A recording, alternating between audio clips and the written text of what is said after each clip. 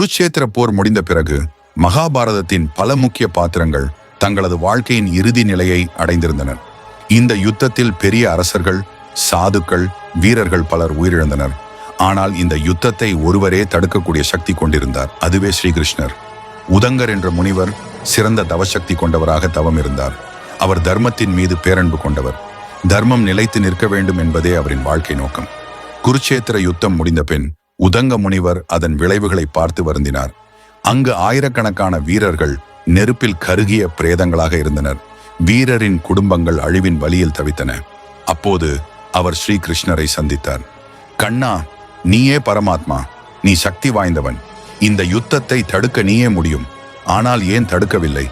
கிருஷ்ணர் இதற்கு ஒரு சொல்லும் பேசவில்லை. கிருஷ்ணர் பேசாமல் இருந்ததை பார்த்து உதங்க முனிவருக்கு கோபம் வந்தது. நீ தர்மத்தை காப்பாற்ற வேண்டும் என்றே பிறந்தவன்.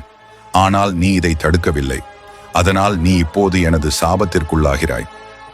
இதை கூறியவுடன் உதங்க முனிவர் கிருஷ்ணரை சபிக்க தயாராகினார்.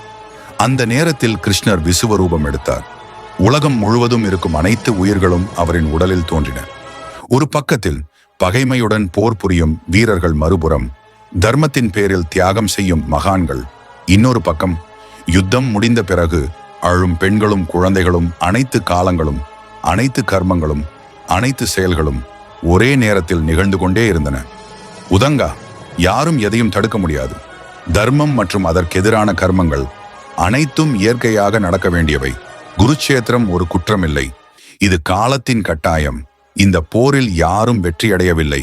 தர்மமே இறுதியில் வெல்லும். இதை கேட்ட உதங்க முனிவர் தன் முயற்சியின் பொறுமையற்ற தன்மையை உணர்ந்து கிருஷ்ணரின் பாதத்தில் விழுந்து மன்னிப்பு கேட்டார்.